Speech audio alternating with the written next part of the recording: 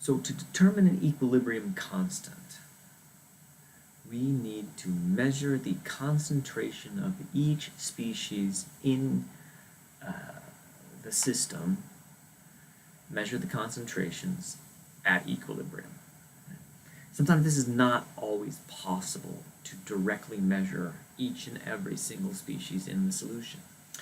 But we can use stoichiometry to determine the amounts of material, because in a given chemical reaction, the amount of material consumed or lost depends on the reaction.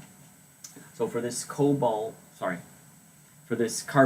compound reacting with chlorine to produce phosgene, we know that if one of these is consumed, it's going to consume a chloride at the same time. And those two together will make one COCl2. And so we can think about this as a change here will also make a change here, which will lead to an increase of that amount on the other side. In this case, these are all one-to-one reaction. We'll look at one shortly in a second. That is not one-to-one. But for every one lost here, one is gained here. We can formalize this algebraically, and so this is one of our skills. Use information in the system before equilibrium to measure, to report amounts if we know how much is made at equilibrium. This is what we did in the lab. So here's an example. You start with a liter of pure phosgene that is 2 molar. Right? So in these types of things, we generate what's called an ICE table, a table that looks at how the concentration changes as a function of the reaction. So at the start, initially, how much CO is present? Well, we don't have any, 0 molar, because it's just pure phosgene. Same with the chlorine, 0 molar.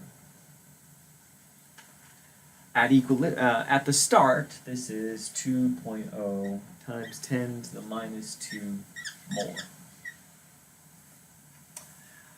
The reaction will progress in such a way that some of this will be consumed, and for every one of these consumed, we make one of these and one of these. And so the change in this, for every one that's lost, x,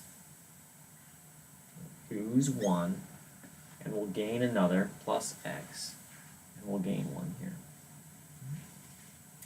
Where x represents the amount of change.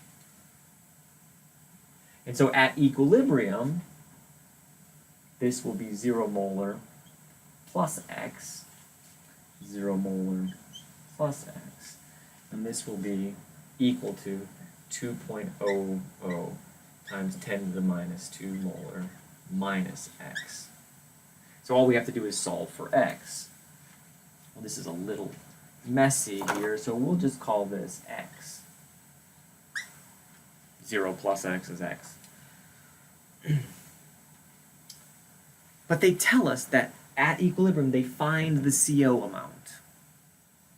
And they say that the CO amount, the molarity of that, is equal to 7.57 times 10 to the minus 3rd molar. So the reaction, we're able to determine that. Well, if x is 7.5 times 10 to the minus 3rd here, it is also the same here.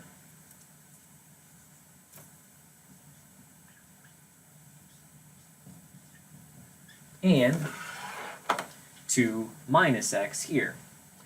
2.00 times 10 to the minus 3rd minus 7.57 times 10 to the minus 3rd equals the molarity at equilibrium for the phosgene, or 5.57 times 10 to the minus 3rd molar.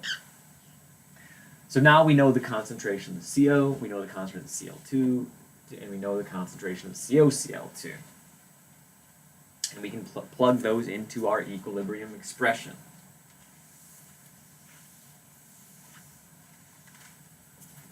Where K is equal to COCl2 divided by CO divided by Cl2 in this case, COCl2 is 5.57 times 10 to the minus third molar, what we determined earlier, 7.57 times 10 to the minus third molar, and 7.57 times 10 to the minus third molar. Once we have those, we just plug them in and solve.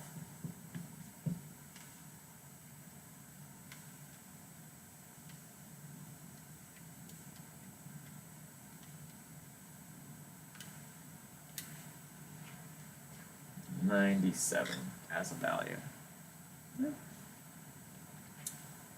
So, check your calculator. If you're not getting this value, 5.57 exponent 3 negative divided by 7.57 exponent 3 negative. It probably means that there's a issue with the way you're entering the number on the calculator.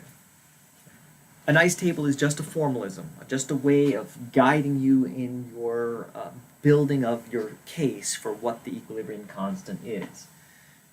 The caution is don't put stuff into the table until you've built the bulk of the equilibrium table. Okay. So 0 in 0 and whatever our initial was. Oftentimes the student will fill in the information 7.57 times 10 to the minus third, and it's difficult to see how this quantity is related to an unknown quantity here, where this is really 0 plus x is equal to 7.57 times 10 to the minus third molar, which would then mean that this would also be plus x.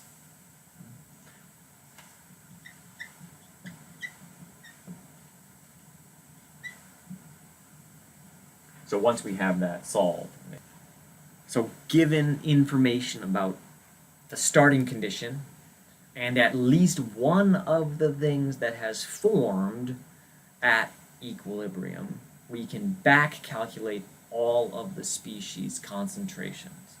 So this is the ideal, this is the second most ideal case, next to just having given all of the information about what's at equilibrium.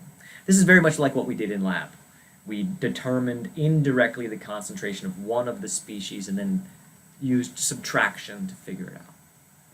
So let's take another quick, let's just draw up the algebraic form of an ice table for this reaction. 2NOBr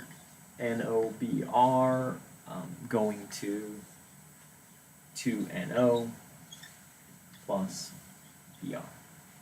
So initially, there's no values given in this problem, but let's just think about it in the broader term. Initially, the concentration of NOBr would be NOBr initial. We'll just put a little 0 down there to denote what it initially is. And same with NO. It would be whatever it is at the 0 point, and Br would be the same at the 0 point. Now the change, depending on whether we're looking at positive change or negative change, we'll just work from the standpoint of the starting materials. NOBr would lose 2 NOBr, and for every 2 we lost, we would gain 2 of the NO. And for every 2 of these we lost, we would gain 1 of the Br. Notice how the coefficient travels.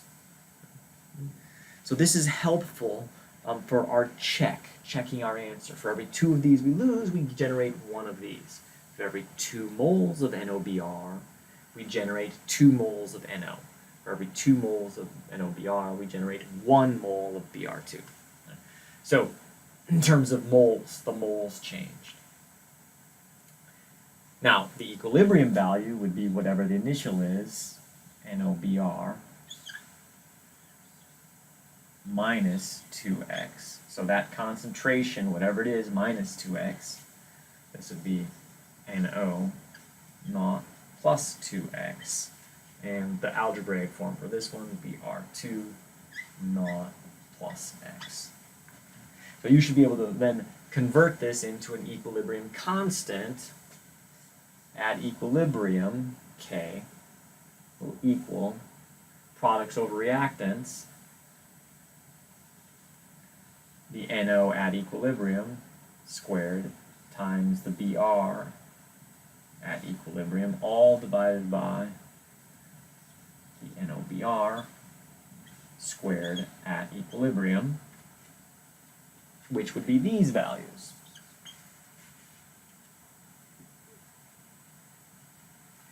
NO